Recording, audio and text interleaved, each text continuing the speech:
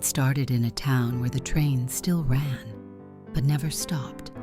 The tracks cut straight through the neighborhoods, dividing old from new, white from black. On one side, brick homes, fresh paint, trimmed lawns. On the other, dust, cracked sidewalks, boarded up stores.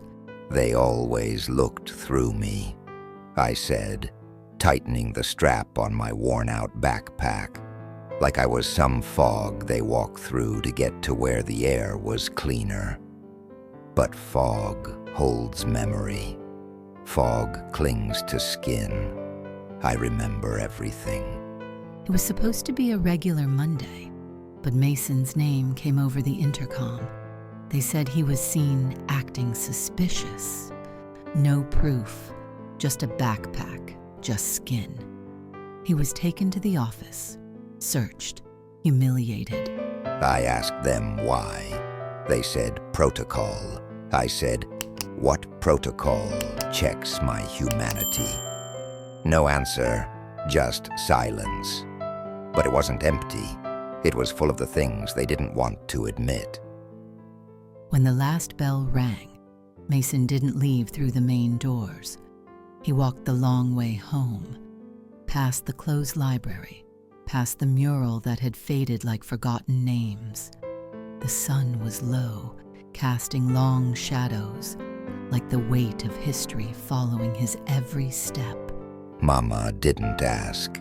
She just looked at me, her eyes searching like she already knew. She put a plate in front of me, but I couldn't eat.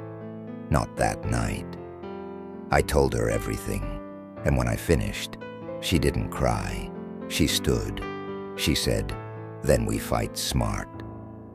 By Friday night, the living room was filled with folding chairs, teens, parents, old folks who remembered the marches. They spoke of patterns, of silence, of how injustice hides in rules. Mason sat in the middle, no longer alone, no longer silent. I wrote my first speech that night, not for school, for truth. It wasn't pretty, it shook, it bled, but it was mine. It was a community forum night. Parents, teachers, and board members gathered in the gym, pretending the air wasn't thick with tension. When Mason's name was called, whispers swept the room like wind through dry leaves. He stood up, heart pounding in his ears. I didn't read my speech. I spoke it. I looked them in the eyes. The principal, the counselor, even the ones who said nothing but watched everything. I told them what it feels like to be accused before you speak, to be punished for fitting a pattern someone else created. Silence followed, then a single clap, then another and another. Not everyone clapped. Some arms stayed crossed, but something shifted. The dust on those forgotten tracks began to rise. That night didn't change everything. Not yet. But the next morning, Mason's locker wasn't graffitied. His name wasn't whispered with suspicion. It was spoken with respect. But respect alone couldn't fix broken policy. We started meeting every week. We brought data, stories, faces. We weren't just fighting for me anymore. We were fighting for every kid ever labeled before being heard. But not everyone wanted change. Some teachers said we were too political. Some parents said we were disruptive. The school board meeting was packed. A storm raged outside, thunder shaking the windows like the voices rising inside. Mason stood again, but this time others stood with him. A girl in a headscarf, a boy in a wheelchair, a grandmother with a photo of her grandson. They tried to quiet us. But the thing about truth, once it's spoken aloud, it doesn't shrink back into silence. It echoes in halls, in policy, in memory, and one day, in justice. Weeks passed. Petitions were signed. Media began to notice. One evening, the headline read, "Students demand justice and are being heard." The district called a special session. Policy was under review, and this time the students sat at the table.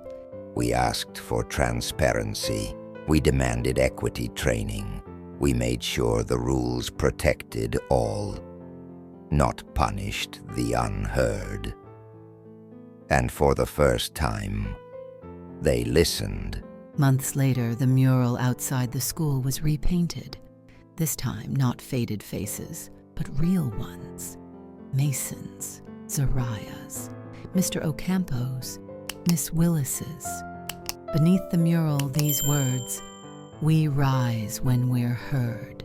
I still walk that hallway, still hear the whispers, but now they ask questions, they invite, they listen. And I know this, silence never saved anyone, but voice builds a world we deserve. Time passed, and the mural faded only slightly under sun and rain, but the movement behind it grew stronger. New students came in, and they came in unafraid. Clubs formed. Books were added to the curriculum. Discussions that were once whispered became part of the classroom. I wasn't the first. I won't be the last. But when I walk by that mural and see someone pausing to read the quote, I know what we started is still alive. And now, younger voices rise faster, louder. They don't ask permission to exist. Years later, Mason receives letters. Dozens. Students from other schools, other cities, some as far as different countries. I showed your speech to my principal. You made me feel seen. I didn't think anyone would ever say what I've lived. When I returned to the school as a guest speaker, I was nervous, but then I saw it. The library had a section named after Miss Willis. And in the audience were students who looked like me and unlike me, but they all listened, and that was the future I dreamed of. Zariah didn't stop fighting after graduation. She majored in social justice, minored in art. Her murals now stretch across city walls, bold, raw, and unapologetic. One of her most famous pieces, a portrait of a black child reading a book under barbed wire, titled, "The Mind is a Borderless Place." Mr. Ocampo didn't just keep teaching. He trained others. He helped create a district-wide task force on racial equity. He made sure no one in the system could say, "I didn't know."